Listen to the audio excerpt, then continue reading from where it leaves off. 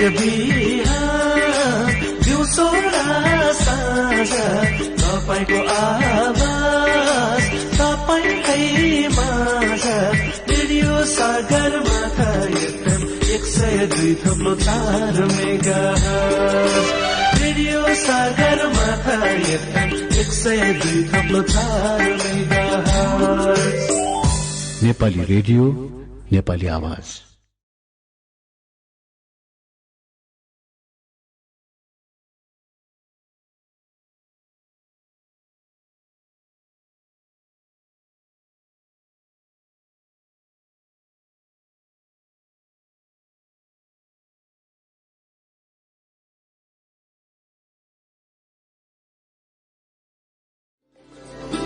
नमस्कार, कार्यक्रम बाल अधिकार बनाउ सबै जिम्मेवारमा स्वागत छ। म करिश्मा केसी। यो कार्यक्रम महिला कानून र विकास मञ्च FWLD र युनिसेफ संघको सहकार्यमा रेडियो सगरमाथाले उत्पादन गरेको हो।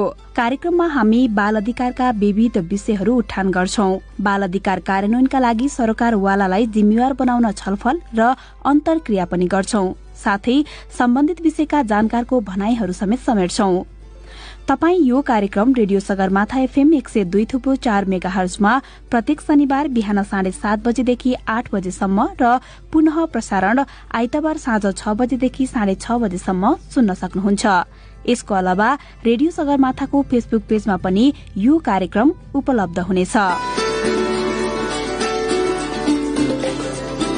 कार्यक्रमको तेस्रो अंकमा आज हामी बाल अभिभावकत्व, यसको अवस्था, कानूनी पाटो र कार्यान्वयनमा देखेका चुनौतीको विषयमा चर्चा गर्दैछौं।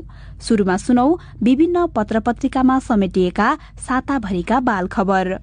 तत्कालीन प्रधानमन्त्री केपी शर्मा ओलीले अभिभावकत्व ग्रहण गरेका 2 विद्यार्थी हुन् ठिल्ले साङमु लामा र छेरिङ छोन्तुम लामा। ओलीले 2075 वैशाख 1 गते कर्णाली रारा पर्यटन वर्षमा मुगुम कारमारोङ गाउँपालिका 8 स्थित बुद्ध नमुना माध्यमिक विद्यालयमा भर्ना गरेर मुगुकी ठिल्लेको अभिभावकत्व ग्रहण गर्नुभएको थियो। छेरिङलाई ओलीकी धर्मपत्नी राधिका साक्यले सोही विद्यालयमा भर्ना गरेर अभिभावकत्व ग्रहण गर्नुभएको थियो। बुद्ध नमुना माध्यमिक विद्यालयका प्रधानाध्यापक लग्न सिंह सेजुवालका अनुसार भर्ना गराएपछि ओलीले 2075 भदौमा ठिल्ले छेरिङका लागि 10,000 का दरले 2 जनालाई 20,000 रूपैयाँ उपलब्ध गराउनु भएको थियो। त्यसयता ओलीले दुवैजनाको चासो लिनु भएको थिएन, तर भर्ना गरेको 4 वर्षपछि ओलीले दुवैजनालाई पुनः सहारा दिनु भएको छ। ओलीले केही दिन अघि दुवैजनालाई गाउँबाट बालकोटमा बोलाउनु भएको छ। त्यसपछि उहाँले दुवैलाई कीर्तिपुर स्थित ल्याबोरेटोरी बोर्डिङ स्कूलमा भर्ना गराउनु भएको छ। एमाले अध्यक्ष ओलीका प्रेस सहयोगी रामशरण बजगाईका अनुसार यतिखेर उनीहरू त्यही स्कूलको होस्टेलमा छन्। उहाँले अन्य जिल्लाका 29 विद्यार्थीलाई पनि उपत्यकामै भर्ना गरी ओलीले पढ़ाउँदै आएको जानकारी दिनुभयो। अवैध ढंगले एक बालिकालाई धर्मपुत्री बनाएर स्विजरल्याण्ड लैजान खोज्ने बेलायतका 3 जना नागरिकले गएको शनिबार बिहान त्रिभुवन विमानस्थल स्थित अध्यागमन कार्यालयमा नराम्रो हरकत देखाए। बेलायती दम्पति म्याथ्यू विलियम हर्ले र लुइजा जेन हर्लेले धर्मपुत्री बनाएको भन्दै कालीकोटकी 15 वर्षीय सिंह थर भएकी नाबालिकलाई स्विजरल्याण्ड लैजान गएको शनिबार बिहान त्रिभुवन अन्तर्राष्ट्रिय विमानस्थल पुगेका थिए। फ्लाइ दुबईको जहाजबाट उनीहरू स्विजरल्याण्ड जाने तयारीमा थिए। बोर्डिङ पासको काम सकाएर जब उनीहरू अध्यागमनका अधिकारीहरू समक्ष पुगे, त्यसपछि ती बेलायतीहरूले लफडा गर्न थाले। कालीकोटकी ती नाबालिकालाई आफूहरूले धर्मपुत्री स्वीकारेर लैजान लागेकाले प्रस्थान अनुमति दिन अध्यागमनका अधिकारी समक्ष ती बेलायतीहरूले आग्रह गरे। ती नाबालिकाले समेत बेलायती नागरिक म्याथ्यू र लुइजा आफ्ना धर्म आमा बाबु भएको अध्यागमनका अधिकारीहरू समक्ष बताएकी थिइन्। अध्यागमनका अधिकारीहरूले धर्मपुत्री बनाउन आवश्यक पर्ने कागजात मागे, तर ती बेलायतका नागरिकहरूले कुनै कागज पत्र पेश गर्न सकेनन्। अध्यागमनका अधिकारीहरूले मानव बेचबिखन भएको हुन सक्ने अनुमान गरेर ती बेलायतका नागरिकहरूमाथि थप सोधखोज गर्न थाले। अध्यागमन स्रोतका अनुसार नाबालिका स्वयंले अध्यागमनका अधिकारीहरू समक्ष आफूलाई बेलायतीहरूले धर्मपुत्री स्वीकारेको बताइन्, तर धर्मपुत्री बनाउन आवश्यक पर्ने नाबालिकाको बुबा आमाको सहमति, सम्बन्धित पालिकाको सिफारिश लगायतका आवश्यक कागजात, नेपाल सरकारको स्वीकृति पेश गर्न अनुरोध गर्दा ती बेलायतीहरूले अध्यागमनका अधिकारीहरूमाथि कुटपिट गरेको स्रोतको भनाइ छ। बालिकाहरूलाई उनीहरूले बलजबस्ती लैजान खोजेका थिए। बलजबस्ती धर्मपुत्री बनाएर नाबालिकालाई लैजान खोजेपछि हामीले रोकेका हौं, अध्यागमनका एक वरिष्ठ अधिकारीले भन्नुभयो। आवश्यक कागजात मागेपछि उनीहरूले पेश गर्न सकेनन्। अध्यागमनका कर्मचारीमाथि कुटपिटमा उत्रिए। अध्यागमन कार्यालयले थप कारबाही र अनुसन्धानका लागि उनीहरूको राहदानी र मोबाइल समेत जफतमा लिएर प्रहरीलाई बुझाएको छ। महिला बालबालिका तथा ज्येष्ठ नागरिक मन्त्रालयका प्रवक्ता ध्रुवराज पण्डितले धर्मपुत्र वा धर्मपुत्री बनाएर कुनै विदेशीले नेपाली बालबालिका लैजान खोजे सरकारले अनुमति नदिने बताउनुभयो। भर्खरै सुन्नुभयो विभिन्न पत्र पत्रिकामा छापिएका साताभरिका बाल खबर। नेपालको कानून अनुसार जन्मेदेखि 16 वर्षसम्मका व्यक्तिहरूलाई बालबालिका भनिन्छ। बालबालिकाको पहिलो र महत्वपूर्ण संरक्षण भनेको गृह अर्थात घर र अभिभावकहरू हुन्। तिनीहरूको अभावमा बालबालिकामा विभिन्न जोखिमहरू मोल्नुपर्ने, अनावश्यक यातना र श्रम शोषणमा पर्ने, चोरी तथा डकैती गर्ने, आर्थिक प्रलोभनमा परेर बेचबिखन हुने, यौन दुर्व्यसनीमा लाग्ने, गम्भीर किसिमका अपराधहरूमा संलग्न हुने, कतिपय गलत निर्णयको कारण जीवन थप कष्टकर हुन सक्ने आदि समस्याहरू देखिन्छन्। त्यसैले पछिल्लो समय विभिन्न कारणले अभिभावकविहीन भएका बालबालिकाहरूका लागि संरक्षण दिने हिसाबले थुप्रै संघ संस्था र व्यक्तिहरू लागि परेको देखिन्छ। के यिनीहरूले साँच्चै जिम्मेवार तवरले संरक्षण अर्थात अभिभावकत्वको जिम्मेवारी पूरा गरेका छन् त? यसै सन्दर्भमा सहकर्मी गोपालजङ थापाले अधिवक्ता विष्णु बस्यालसँग बाल अभिभावकत्व, यसको अवस्था, कानूनी पाटो र कार्यान्वयनमा देखेका चुनौतीको विषयमा कुराकानी गर्नु भएको छ। अबको क्रममा सुनौ सोही कुराकानी। विष्णुजी, यहाँलाई कार्यक्रममा स्वागत छ। धन्यवाद। नेपालमा अभिभावकत्वको अवस्था के कस्तो छ बताइदिनुस् न। अब नेपालको कन्टेक्स्टमा हेर्दाखेरि चाहिँ अहिलेको कन्टेक्स्टलाई हामीले हेर्दाखेरि चाहिँ यो बालबालिका सम्बन्धी अभिभावकत्वको कुराहरू गर्दाखेरि अब हिजोको 1910को 2020 सालको मुलुक ऐन भन्दा अहिले फरक ढंगले अभिभावकत्व सम्बन्धी व्यवस्थाहरू पनि गरिएको छ हैन। त्यसले गर्दा अहिले हिजोको अवस्था भन्दा अहिले केही सुधारहरू भएको अवस्थाहरू र बाल अधिकारलाई अभिभावकत्व गर्ने सम्बन्धमा सरकारवाला निकायहरू पनि अलिकति संवेदनशील भएको अवस्था चाहिँ मैले मुद्दाको दौरानमा चाहिँ देख्छु। छोटकरीमा भन्दाखेरि हिजोको अवस्था कस्तो थियो र अहिलेको अवस्था के हो यो बताइदिनुस् न छोटकरीमा। अब हिजो तपाईँको कस्तो थियो भन्दाखेरि अब कानूनमा व्यवस्था भए तापनि जस्तो संरक्षक सम्बन्धी हाम्रो छुट्टै कानूनी व्यवस्थाहरू थिएन हैन। जस्तो लोग्ने स्वास्नीको महलमा सम्बन्ध विच्छेदका केही महलहरूमा आमा बच्चाको जिम्मा कसले लिने, बच्चाको अभिभावकत्व कसले गर्ने भन्ने कुराहरूमा चाहिँ सीमित मात्रामा मात्रै व्यवस्थाहरू गरिएको थियो हैन।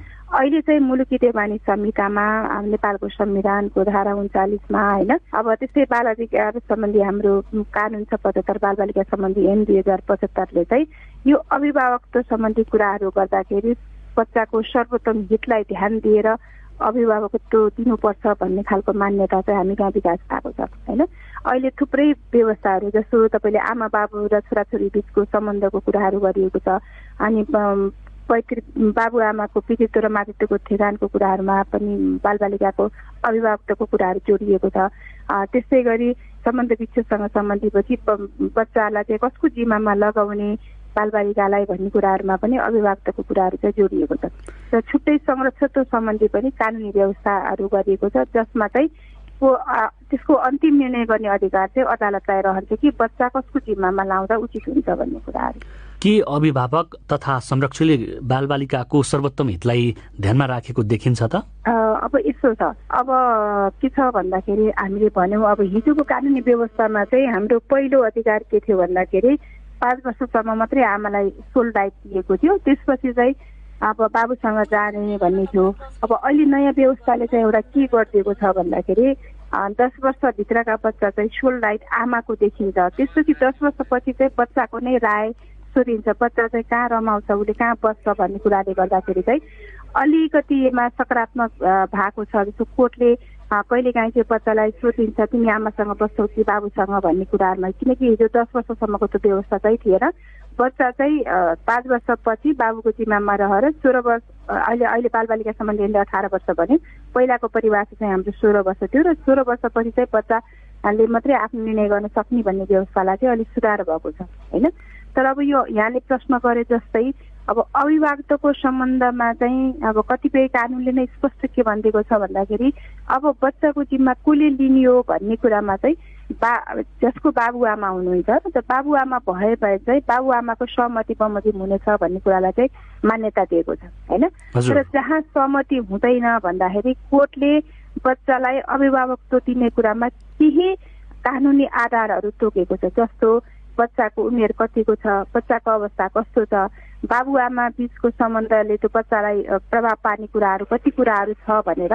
अब अहिले त हामीले कतिपय मुद्दामा चाहिँ बच्चा कहाँ रमाउँछ त हैन, उसले मामाको घरमा रुचाउँछ कि आमाको काखमा रुचाउँछ कि बाबुको साथमा रुचाएको छ कि भन्ने अभ्यासहरू पनि हामीका कोर्टमा चाहिँ भएको छ। अहिले त कतिपय मुद्दाहरूमा बच्चालाई नै अदालतमा झिकाएर त्यो बच्चाले कोसँग रमाएको छ त हैन, बच्चा छोडिदिएको हुन्छ अदालतले चेम्बरभित्र, र त्यो बच्चाको संयोजकता कोसँग छ भनेर पनि बच्चालाई जिम्मा लाएका अवस्थाहरू चाहिँ हाम्रो अभ्यासहरू चाहिँ हुन चाहिँ भएको छ कोर्टमा। नेपालको हकमा अभिभावक सम्बन्धी राष्ट्रिय कानुन के कस्तो छ?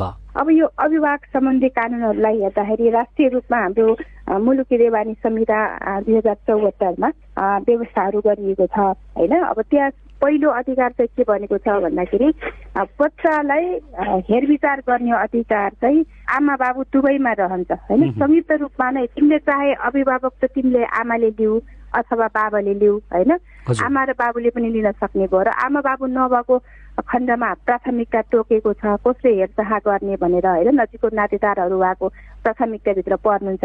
तर जोसुकैले जे गरे तापनि अभिभावकत्व लिए पनि बच्चाको हेरचाह र स्याहार सम्भाल चाहिँ संयुक्त रूपमा गर्नुपर्छ भन्ने छ हैन।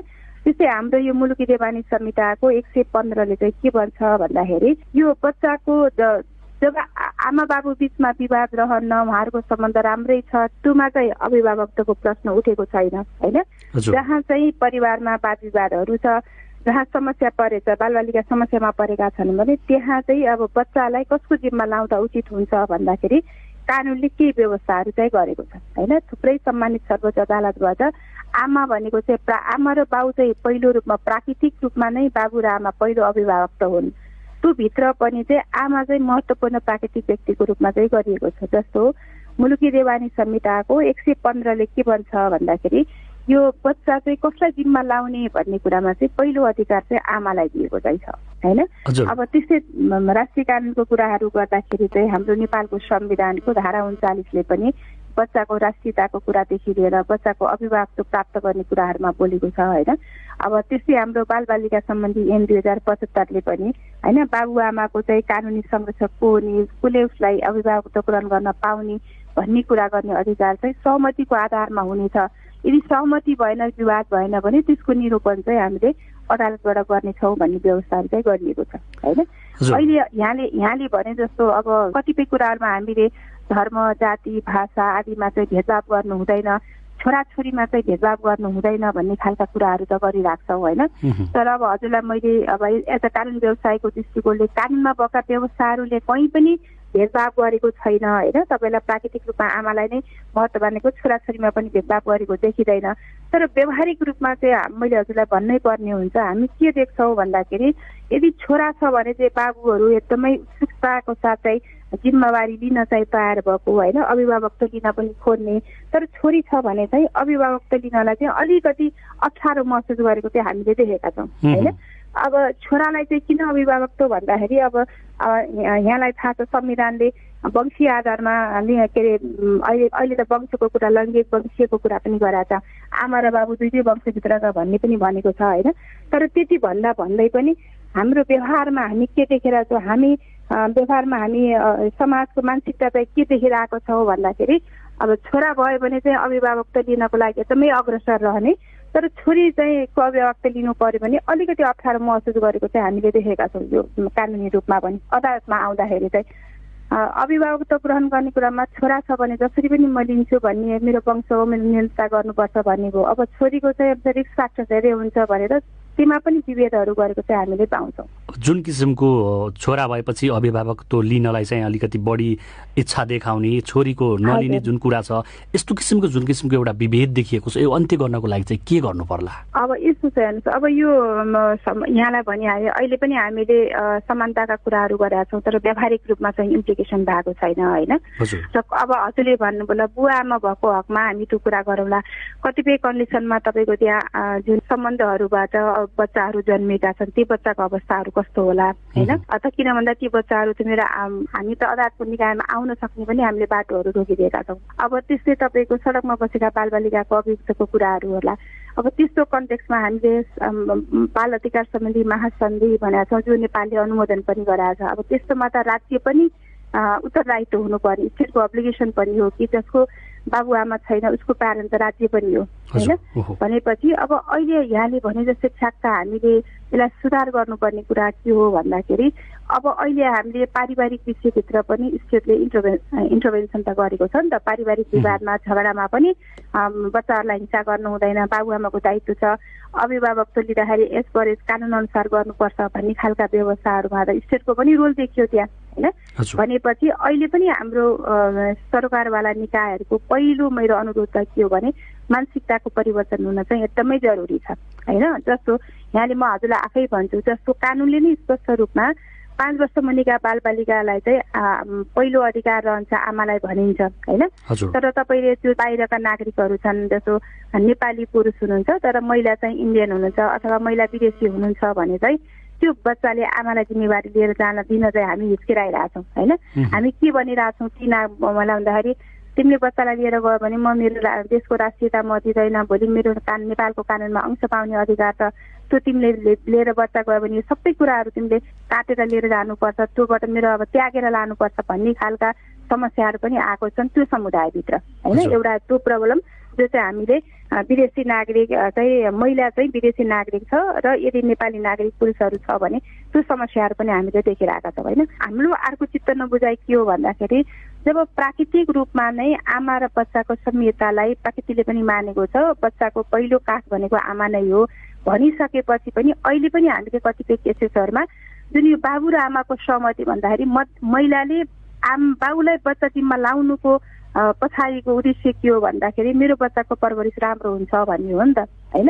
यदि अभिभावकत्व सम्बन्धी हेरचाह र संरक्षणको जिम्मेवारी बाबुले पनि मेरो पनि कर्तव्य हो, चाहे बच्चा मसित अभिभावकत्वमा बसोस् चाहे आमासँग बसे पनि मेरो जिम्मेवारी हो भन्ने खालको चाहिँ सोच हामीले पाउँदैनौँ। त्यहाँ चाहिँ के छ भन्दाखेरि इगो प्रब्लमहरू देखिन्छ। कसरी हुन्छ एउटा आमालाई बच्चाबाट अभिभावकत्व खोसेर मैले लिएँ भने विजय प्राप्त गर्न सक्छु भन्ने खालको चाहिँ हामी मुद्दाको दौरानमा चाहिँ देख्छौँ होइन। त्यसले गर्दाखेरि सबैभन्दा पहिला चाहिँ दोस्रो गर्नुपर्ने विषय भनेको पारिवारिक शिक्षा चाहिँ हाम्रो लागि एकदमै जरुरी छ। परिवारभित्रको सम्बन्ध के हो, परिवारभित्रको यो सम्बन्धलाई हामीले कसरी अगाडि बढाउनु पर्छ, एकअर्काको कर्तव्य र दायित्व के हो भन्ने कुराको चाहिँ हामी कहाँ अहिले पनि ज्ञान छैन होइन।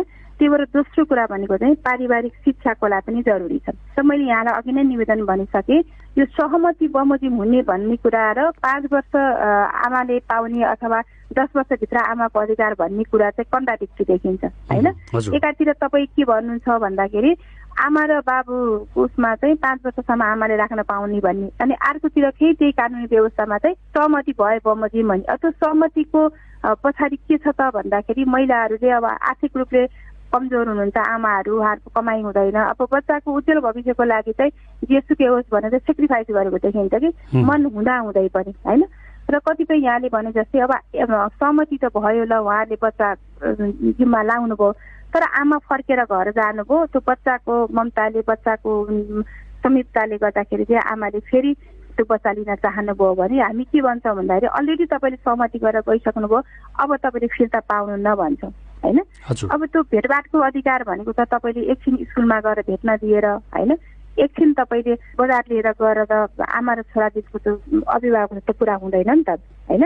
त्यसले गर्दाखेरि चाहिँ यो व्यवस्थाले गर्दाखेरि पनि अहिले हामीलाई चाहिँ एकातिर हामी आमालाई राइट दिएका छौँ, अभिभावकत्व पहिलो अधिकार चाहिँ आमा हो अभिभावकत्व भन्ने, अनि एकातिर दुवैको रेस्पोन्सिबिलिटी छ पनि भनिरहेछौँ। फेरि अर्कोतिर चाहिँ सहमतिमा हुनेपछि भनेपछि फेरि त्यागको अवस्था चाहिँ त्यहाँ पनि देखिन्छ। त्यसले गर्दाखेरि यो कानुनमा चाहिँ अहिलेको बरु जुन 10 वर्षसम्मको चाहिँ आमासँग रहने र 10 वर्षपछि बच्चाको इच्छा तिमी हो भने चाहिँ अझै यसलाई चाहिँ अझै प्रभावकारी हुन्छ जस्तो चाहिँ मलाई लाग्छ। यो सहमतिको कुरा चाहिँ गर्दाखेरि त बाध्यताले गर्दा पनि आमाले चाहिँ बच्चा बाबुलाई जिम्मा लाउनु पर्ने अवस्था चाहिँ देखिन्छ। अभिभावक सम्बन्धी राष्ट्रिय कानून पनि बनेको अवस्था छ, यसको प्रभावकारी कार्यान्वयन भएको छ त? अब ठ्याक्कै यहाँले मलाई त कानुन व्यवसायी भनेर सोध्नुहुन्छ भने अब कानुनी रूपमा शब्दको रूपमा हाम्रा संविधानमा राम्रा व्यवस्थाहरू छन् होइन, तर यो इम्प्लिमेन्टेसनको स्टाटसमा चाहिँ हामी अहिले पनि कमजोर छौँ। अब मैले त हामीले यो कुराहरू के भनिरहेछौँ भन्दाखेरि अब हामीसँग कानुनहरू प्राप्त छ होइन, अब कानुन संशोधन गर्नुभन्दा पनि भएका कानुनी व्यवस्थालाई चाहिँ प्रभावकारी इम्प्लिमेन्टेसनतिर चाहिँ अब हामी लाग्नुपर्ने छ। अबको हाम्रो चुनौती भनेको चाहिँ एक्जिस्टिङ ल जुन छ त्यसलाई नै हामीले प्रभावकारी गर्यौँ भने पनि त्यो बच्चा र आमा अथवा अभिभावक सम्बन्धी कानुन चाहिँ मात्रै पुरा हुन सक्छ जस्तो चाहिँ मलाई लाग्छ। चुनौतीहरू के देख्नु भएको छ जस्तो कानुनको कार्यान्वयन गर्ने कुराहरूमा? अब यो तपाईँको कानुनको चुनौतीमा के छ भन्दाखेरि होइन, अब जस्तो तपाईँले अब आमा र बुवा बिचमा सम्बन्ध विच्छेद भयो, अब त्यहाँ चाहिँ हामीले कानुनी रूपले मिलापत्र गर्दाखेरि आमा बच्चाको जिम्मामा रहने भन्यो होइन। अब कुनै कारणले गर्दाखेरि आमा चाहिँ नेपाल बाहिर जानु पर्यो अथवा कामको सिलसिलामा जानु पर्यो भने चाहिँ अब हामी फेरि त्यहाँ चाहिँ हामी के देखिरहेछौँ भन्दाखेरि बाबुले अनि बच्चालाई चाहिँ प्राकृतिक रूपमा आमा र बाबु हो होइन, तर आमा नेपाल बाहिर गएको हुनाले त्यो बच्चा मैले पाउनुपर्छ जो चाहिँ जहाँ बसेर ऊ रमाइरहेको छ त्यहाँबाट चाहिँ लिएर आउने खोज्ने बन्दी प्रतिष्ठानका रिटहरूबाट चाहिँ बच्चा चाहिँ फिर्ता लिने खालका चुनौतीहरू चाहिँ अहिले पनि छन् होइन। तर मैले यहाँलाई भने जस्तै तर कोर्ट चाहिँ अलिकति महिला र बालबालिकाको विषयमा अलिकति संवेदनशील भइरहेका कारणले अहिले चाहिँ बेस्ट इन्ट्रेस्ट अफ चाइल्ड होइन बच्चाको सर्वोत्तम हितलाई ध्यान दिनुपर्छ भन्दा अदालतले कतिपय कन्डिसनमा चाहिँ हजुरबा हजुरआमा मावली हजुरबा हजुरआमालाई पनि दिएको महिला विदेशै भए तापनि उसले सबै जिम्मेवारी वहन गरेको त्यस्तो अवस्थाले गर्दा चाहिँ दिएको छ। अब त्यसमा चुनौती के हो भन्दाखेरि त कतिपटक त्यो बालबालिकालाई हामीले फेरि भनौँ न अदालतमा लिएर आउने होइन त्यो किसिमको चुनौतीहरू पनि हामी गएको छ। किन भन्दाखेरि पटक पटक यो यस्ता घटनाहरू चाहिँ भइरहेको छ। अब फेरि संरक्षित सम्बन्धी के छ तपाईँको भन्दाखेरि अब यस्तो बच्चाको फुल राइट त त्यहाँ भएको हुँदैन। संरक्षक भनेको लालन पोषणको जिम्मेवारी दिएको हुन्छ होइन। अब बच्चा सानै भएको भएर त्यहाँ अंश पनि जोडिएको हुन्छ। 16 वर्ष 18 वर्ष नभइकन बच्चाको राइट टु प्रपर्टीको इस्यु हुँदैन होइन। त्यही भएर फुल गार्जियनसिप लिन पनि त्यहाँ हामीलाई चाहिँ समस्याहरू छ, त्यो पनि चुनौतीहरू गएको छ। तपाईँले फेरि फुल सम्बन्ध विच्छेद गर्दा आमाको संरक्षितमा रहने भन्नुभयो भने फेरि भोलि अंश माग्नको लागि त आधी अधिकार त रह्यो नि होइन। जस्तो तपाईँलाई थाहा छ फेरि एयर बङ्गलाको क्रास भयो होइन, त्यो एयरलाइन्स क्रास हुँदाखेरि त्यहाँ कुनै एउटा महिला हुनुहुन्थ्यो जो चाहिँ हाम्रो कानुनी रूपले चाहिँ अडल्ट हुनुहुन्थ्यो, तर उहाँ र आमा बाबुको मिलापत्र गर्ने बेलामा आमाको जिम्मामा रहने भन्यो, तर अंशको अधिकार चाहिँ बाबुमा सुरक्षित रहने भयो होइन। तर त्यो बच्चाले चाहिँ जीवनमा बाबुसँग कहिले रमाएन, त्यो बच्चा आमासँगै बसेको थियो, आमाले नै हेरेको थियो। तर त्यही कारणको बाबुसँग अंश रहने कारणले गर्दाखेरि त्यहाँबाट आएका सेवा सुविधामा आमाको भन्दा बाबुको राइट बढी देखियो होइन। त्यसले गर्दा यस्ता चाहिँ तपाईँको संरक्षित पाएर पनि फुल गार्जियनसिप चाहिँ पाउन सकेको अवस्थाहरू चाहिँ छैन होइन। तपाईँले फेरि संरक्षितको अर्को मुद्दा हालेर फुल गार्जियनसिप लिनुपर्ने अवस्थाहरू छ भने त्यही जब तपाईँ आमा बाबु बिचको सम्बन्ध नै तनावहरू हुँदाखेरि अथवा आमा बाबुको मृत्यु हुँदाखेरि त्यस्तो कन्डिसनमा एकैपटक एउटै कुराहरूबाट फुल गार्जियनसिप अभिभावकत्व दिन सकेमा चाहिँ राम्रो हुन्थ्यो। पटक पटक त्यो बच्चाको इस्युमा चाहिँ गार्जियनसिप लिन जानुपर्ने अवस्थाहरू पनि छन्। अब कहिलेकाहीँ तपाईँको जानुपर्ने अवस्था किन पनि देखिन्छ भन्दाखेरि जुन संरक्षित अभिभावकत्व जिम्मा लिएको व्यक्तिले बच्चालाई राम्रोसँग हेरविचार गरेन भने त्यसको विरुद्ध जान पाउने कुरा त रहने नै भयो। तर त्यसका बावजुद पनि अब जुन यो प्रोसिडियरका कुराहरूमा चाहिँ अहिले पनि चुनौती रहेको छ। यो अभिभावकत्वको सम्बन्धी मुद्दाहरू चाहिँ कतिको छ के छ यसमा? कस्तो भन्दाखेरि तपाईँले अदालतमा पनि दुईटा मुद्दाका पाटाहरूबाट हामी जान सक्छौँ, एउटा सहमतिबाट र सहमति भएन भने चाहिँ अर्को भनेको चाहिँ हामीले अदालतमा मुद्दा दर्ता गरेरै जाने हो होइन। यहाँले चाहिँ जस्तो नाबालक जिम्मा लगाइ पाऊ, अभिभावकत्व पाऊ, संरक्षित पाऊ भनेर जाने हो। अब कतिपय केसेसहरूमा चाहिँ कोर्टको हामीले मैले यहाँलाई भने अलिकति धारणा चाहिँ के देख्छ भन्दाखेरि अलि बढी प्रतिशतात्मकतिरै ढल्केको हो कि होइन। अब कतिपय कुराहरू जेन्डर सेन्सिटिभ भएको व्यक्तिहरू जसले यो जेन्डरका कुराहरू बुझ्नुभएको छ, अलिकति संवेदनशीलता हुनुहुन्छ बच्चाको अधिकारको बारेमा, महिला र आमाको अधिकारको बारेमा बुझ्नुभएको छ भने उहाँहरूले चाहिँ अलिकति प्रोएक्टिभ भएर फैसलाहरू गरेको देखिन्छ होइन। तर अर्को तपाईँको के छ भन्दाखेरि तर कतिपय मुद्दाहरूमा चाहिँ अहिले पनि बाबुलाई नै बच्चाहरूको जिम्मा लागेको अवस्था देखिन्छ। किन भन्दा आमाको आर्थिक अवस्था कमजोर छ, आमाले हेरविचार गर्न सक्दैनन् भन्ने खालको चाहिँ कानुनमा आमाको सोल राइट भए तापनि त्यो व्यवस्थाहरू यो कारणले गर्दाखेरि चाहिँ आमाले आर्थिक अवस्था कमजोर भएको कारणले गर्न नसक्ने भएको भन्ने कुराहरू र कतिपय मुद्दाहरूमा चाहिँ के भनिएको छ भन्दाखेरि त्यही दफा 114 चाहिँ हेरचाह र स्याहार सम्हार गर्ने दायित्व बाबु र आमा दुइटैको भएको हुनाले यसमा केही बोलिरहनु परेन भन्ने खालका फैसलाहरू पनि हामी देख्छौँ।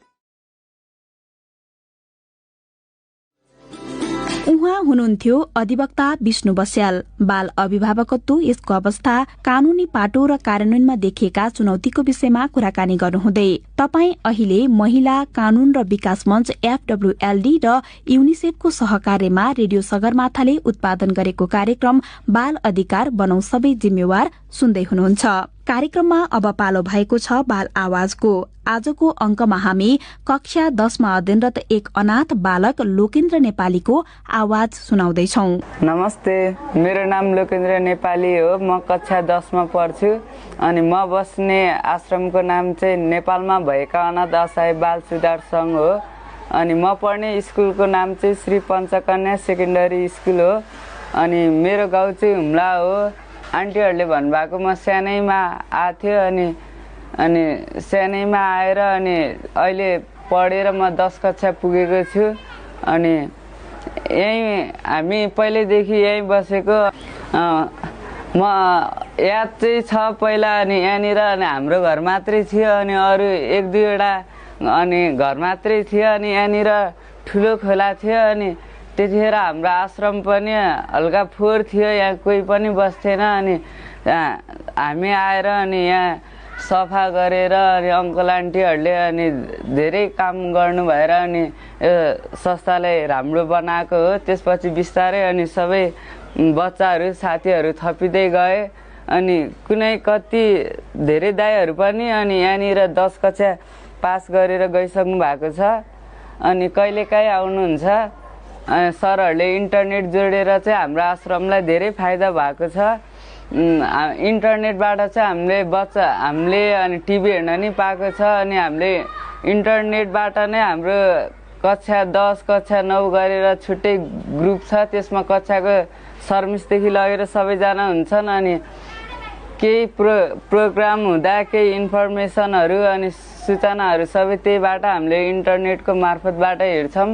अनि घरैमा बसी अनि नआएको कुरा पनि हामी शिक्षकसँग इन्टरनेटबाट नै सोधेर अनि होमवर्क गर्छौँ। अनि सबै एसईको कक्षा 10 को अनि इम्पोर्टेन्ट भएको हुनाले अनि युट्युबमै हेरेर अनि स्कुलमा पढाएकोले मात्रै गणित म्याथ इङ्ग्लिस नपुगेको भएर अनि हामी त्यही मोबाइलबाट नै हेरेर पढेर हामीलाई धेरै फाइदा भएको छ। इन्टरनेटबाट चाहिँ मैले गीत सिक्छु अनि गीत सिकेर नि स्कुलमा गएको छ। अनि बहिनीहरूले चाहिँ नाच्न सिक्छन् हाम्रै मोबाइलबाट। अनि जतिखेर नि दाइ गीत बजाइदिनु त्यस्तो डाउनलोड गरिदिनु भने हुन्छ होइन। मैले चाहिँ सिकेको गीत चाहिँ हल्का ऱ्याप हो। जिन्दगी सुरुवातमा समय आमाको हातमा, जब हृदय मध्य रातमा फकाउँदै बसी साथमा, कथा ती मिठा बातमा सन्तुष्टि तिम्रो काखमा, आजसम्म बाँचिरहेको छु आमा म तिम्रो आसमा, आत्मा बनेर जब आए तिम्रो कोखमा, कति दुःख कष्ट सही मलाई नमैना बोक्दा, मेरो लागि कति लड्यौ रे पर्यौ रे आफै रोकमा, आज आँसु झर्छ मन सिरिङ्ग हुन्छ त्यो सोच्दा खोज्दा पनि पाउँदिन तिमी जस्तै आमा, आफू घुँडा टेकेर सिकाए उभिन खुट्टामा पीडा लुकाउँदै मनभित्र, छोराले गलत सिक्छ झुटो मुस्कान मेरो लागि, उसलाई चारैतिर दिक्क, उसको लागि मेरो माया जस्तै गङ्गा पवित्र, त्यति माया छैन होला उसको लागि म भित्र, आफू हारेर त्यो सिक्न त्यो आमासँग सिक्न, सत्य कुरा गर्दैछु म होइन कुनै चलचित्र। जब छोरा हुर्कियो मात्र 16 वर्ष थियो, आमाले मलाई सधैँ असल ज्ञान बुद्धि दिन्थ्यो, कुनै स्वार्थ थिएन कहिले धोका दिएन, उनी हरपल हर्छिन् मेरो चिन्ता लिएर, मेरो अनुहारमा हेर्दै रुन्थे दुःखलाई सहेर, छोराले मलाई पाल्छ होला एक दिन ठुलो भएर, आमाको इच्छा भएन। यस्तो गीत चाहिँ अनि मलाई मन पर्थ्यो अनि त्यही मन परेर अनि पढाइ बाहेक अनि अरू कुरामा नि इन्ट्रेस्ट भएर अनि त्यसमै अनि म नि गीत गाउँछु भनेर अनि गीत सिकेको। धन्यवाद। सामग्रीसँगै हामी बाल अधिकार बनाउ सबै जिम्मेवारको अन्त्यमा आइपुगेका छौं। कार्यक्रम सुनिसकेपछि मनमा लागेका सल्लाह सुझाव प्रतिक्रिया र जानकारी दिन चाहनुहुन्छ भने हाम्रो स्टुडियोको टेलिफोन नम्बर 0151535100 मा फोन गर्न सक्नुहुनेछ। साथै रेडियो सगरमाथाको फेसबुक पेजमा पनि सिधै सन्देश पठाउन सक्नुहुन्छ। कार्यक्रमको अर्को नयाँ अंकमा भेट्ने बाचाका साथ प्राविधिक साथी सुभाष कणेलसँगै म करिश्मा केसी पनि कार्यक्रमबाट बिदा हुन्छु। नमस्कार। Speed on. Interruptions off. Introducing Vinet Ultra 5. The Ultra Internet plans giving you highest internet speeds at lowest prices. Now,